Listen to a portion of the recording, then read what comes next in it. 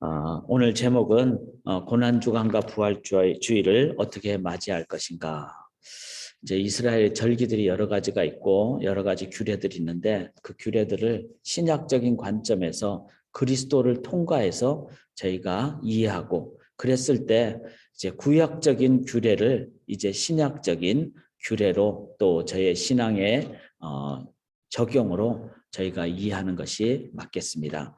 예를 들면 6월절은 오늘날 이제 주님께서 우리를 위해서 대신 죽으신 고난 주간이 되겠죠. 그래서 저희가 4월 달에 고난 주간을 맞이하고 특별히 성금요일 그날 주님께서 돌아가신 그 고난 주간 중에 있는 성금요일 이게 6월절이 되겠죠. 이런 의미를 가지면서 고난 주간과 부활주의를 어떻게 맞이할 것인가. 오늘 이제 본문인 이 대속죄일 1년에 한 번 있는 유대인 달력으로는 7월이죠. 7월이고 7월 1일 날 나팔절이 시작하고 그러니까 유대인 달력은 우리식으로 하면은 7월이 새해가 되겠습니다. 새해고 그다음에 1일이 이제 1월 1일이 되니까 나팔절. 그 참 너무 이 절기가 의미가 많습니다.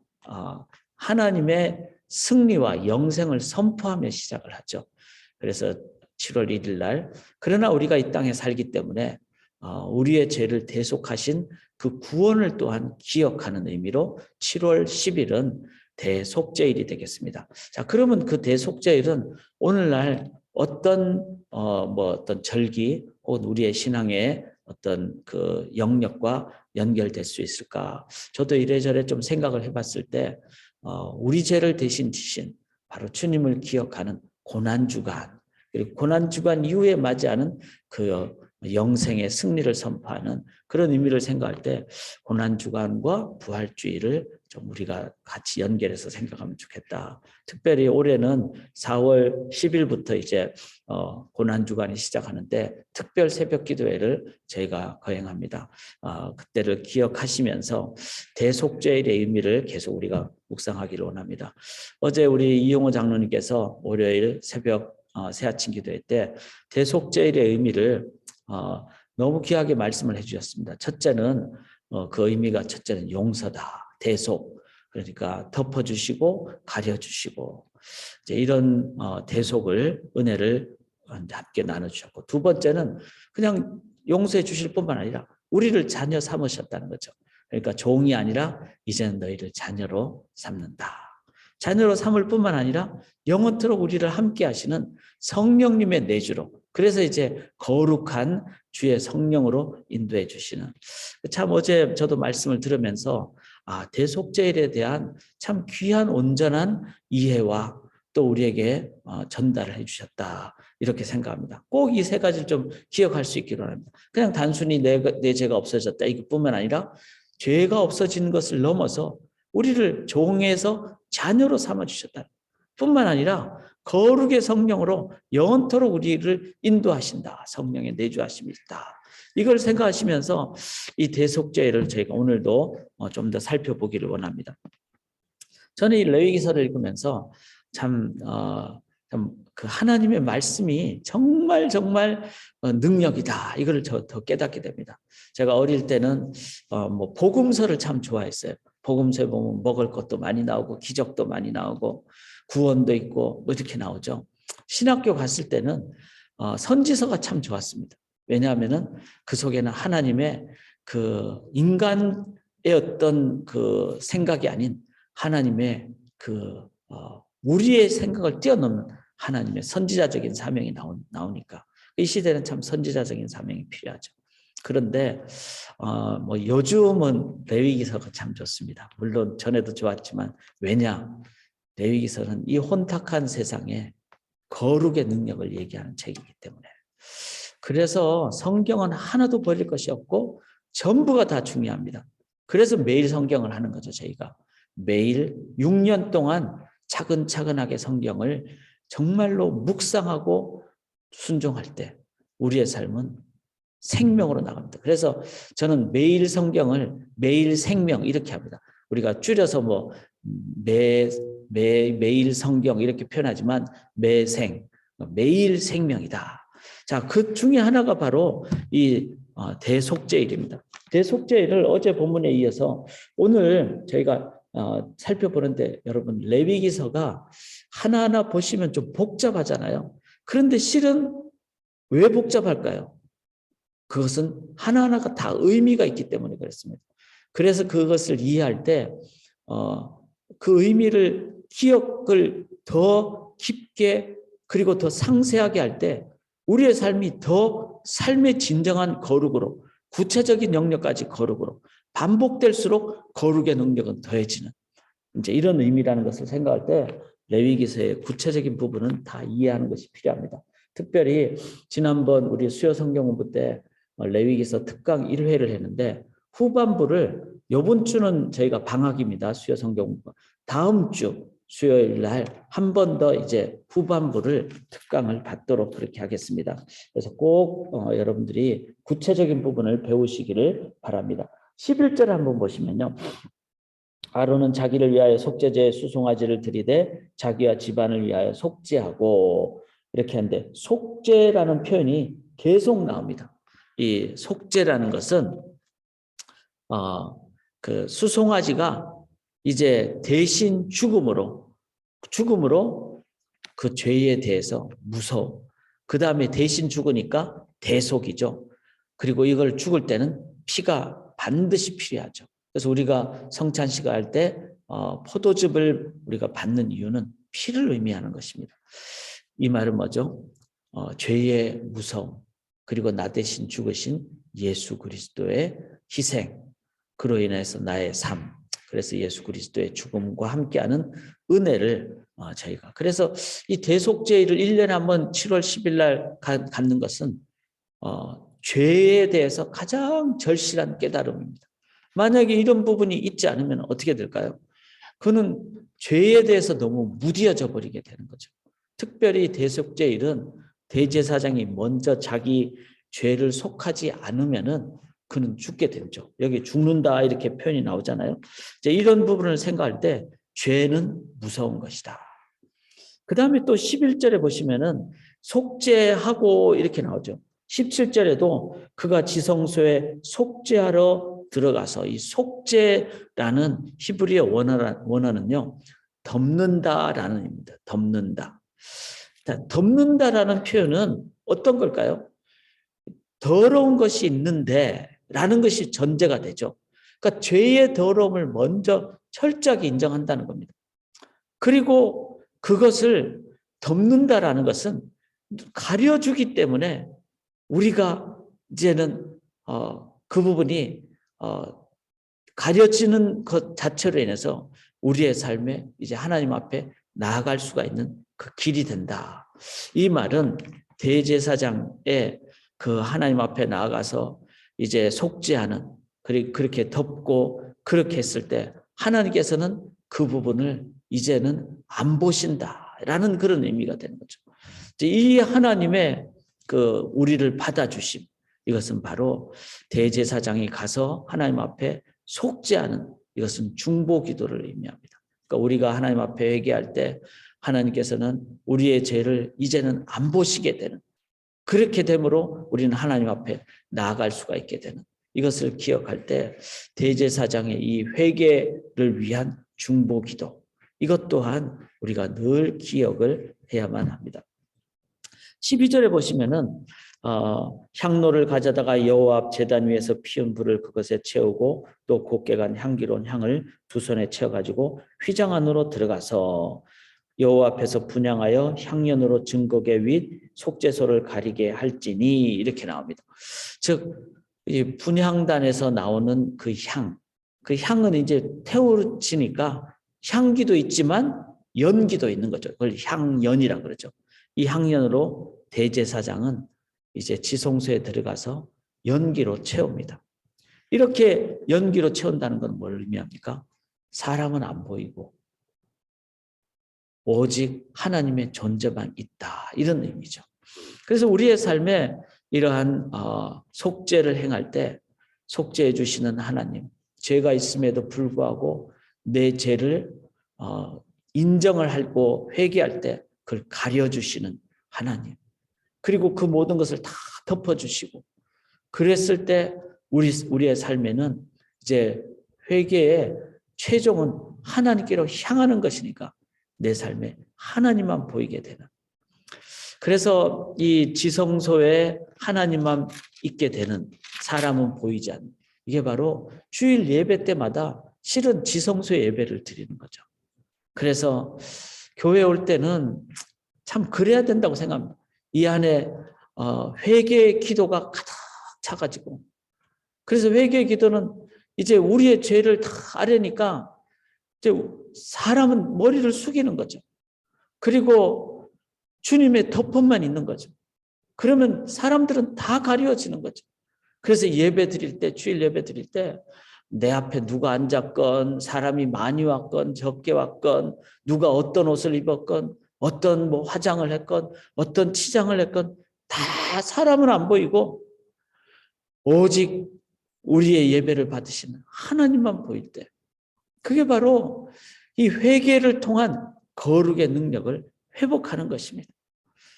지금 이 매주일마다 예배 초반기에 회개 기도를 드리는 것은 어떤 의미는 대속죄일에 매번 반복이라고 할 수 있습니다.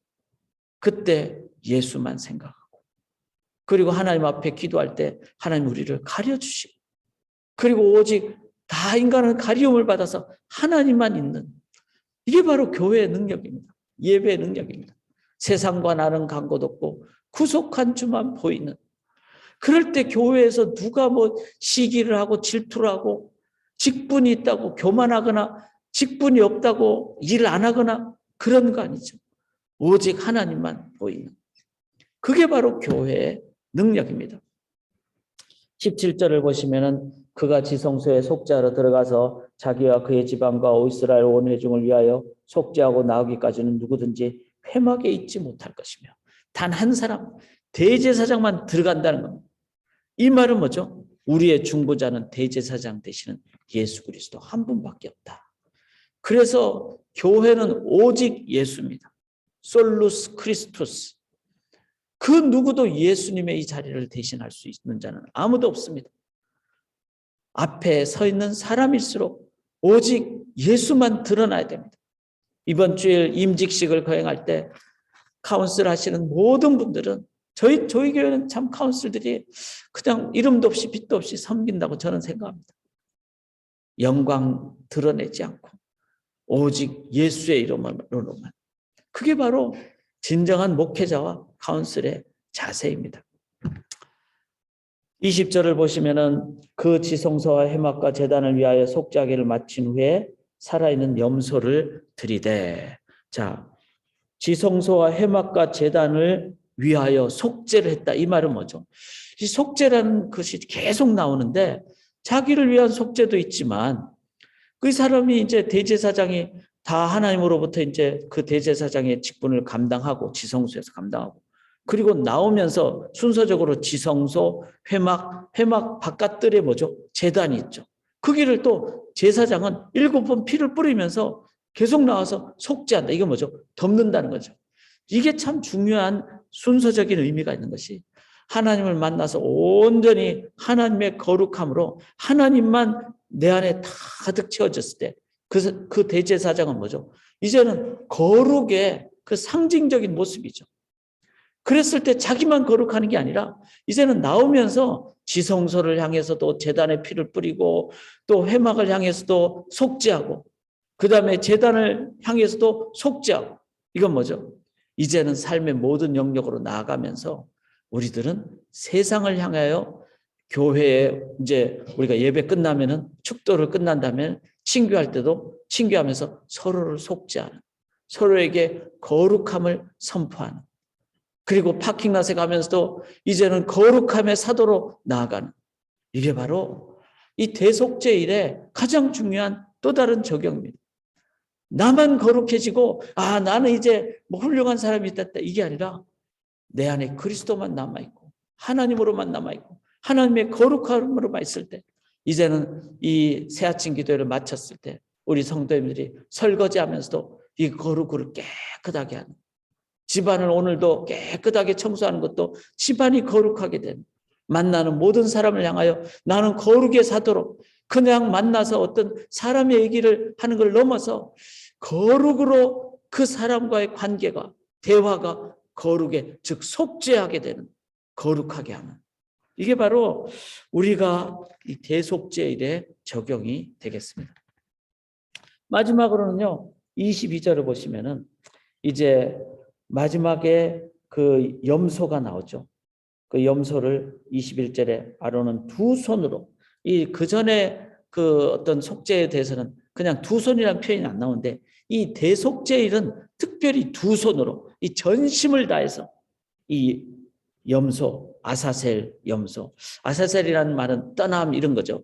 이제 이 염소가 다 속죄의 그 안수를 받고 광야로 가는데, 한 사람이 그 염소를 데리고 갑니다. 가는데 이제 유대인의 전승에 하면은 이방인 중에 한 명을 탁 해서 그 사람이 데리고 간다. 이거는 이제 모든 사람, 모든 어떤 그 에트닉 그룹, 모든 민족이 이 죄로부터 떠나게 되는 거룩의 그 모습의 어떤 상황을 얘기를 하죠. 22절에 보면 염소가 그들의 모든 부리를 지고 접근하기 어려운 땅에 이르거든. 즉 접근하기 어려운 땅은 뭐죠? 완전한 광야, 황량한 곳. 그래서 사람이 더 이상 가지 않는 곳. 그는 그 염소를 광야에 놓게 됩니다. 광야에 놓는다는 말은 뭐죠? 그 광야에 버린다는 거예요. 그래서 실제로 이제 유대인들의 어떤 전승에 의하면은 그 광야의 아사셀 염소를 그냥 두는 게 아니라 광야 중에서도 높은 곳에 올라가서 높은 곳에서 이 염소를 낭떠러지로 떨어뜨립니다. 그럼 그 염소가 얼마나 처참하게 죽겠습니까? 아무도 없는 곳에서 혼자 죽게 되는, 이건 뭐죠? 그런데 이 염소는 이제 이스라엘 진영을 떠나서 저 먼 곳으로 가서 바로 우리 죄를 지고 십자가에서 골고다에서 홀로 외롭게 돌아가신 예수 그리스도. 그 골고다까지 따라는 갈 수 있지만 십자가 위로 올라갈 수 있는 분은 단 한 분, 예수 그리스도 한 분. 바로 예수 그리스도는 아사셀 염소입니다. 이 예수 그리스도를 우리가 온전히 의지할 때 이제는 그 아사셀 염소가 죄를 다 지고 우리를 완전히 떠나서, 그래서 우리가 갈 수 없는 그곳까지, 이 말은 뭐죠? 우리의 죄를 완전히 분리시키는 주님의 능력으로 인도하신다는 겁니다. 그래서 우리가 영생의 삶을 살게 됩니다. 참 이 레위기서는 내용이 깊고 구체적입니다. 그래서 더 우리가 오늘도 이 내용을 좀 곱씹으면서 성경을 다시 읽으시면서 그러시면서 아사셀 염소 고난 주간에 주님 대신 우리 위해서 고난 받으신 걸 기억하시면서 나아가실 때 이게 바로 대속죄고, 이 대속죄의 의미를 우리의 삶에 온전히 묵상하시고 나아가실 때 저는 이런 결론이 다다르게 되더라고요. 대속죄가 바르게 행해질 때 구원과 거룩의 삶은 더 강력해진다.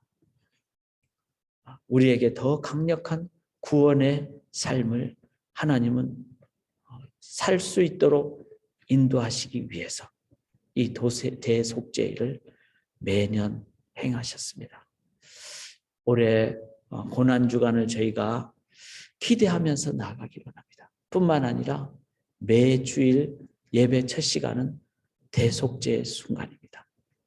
그리고 그 속죄가 온전히 이해되고 감사가 이루어지고 순종이 이루어질 때 우리는 강력한 거룩의 감사의 삶을 살게 됩니다.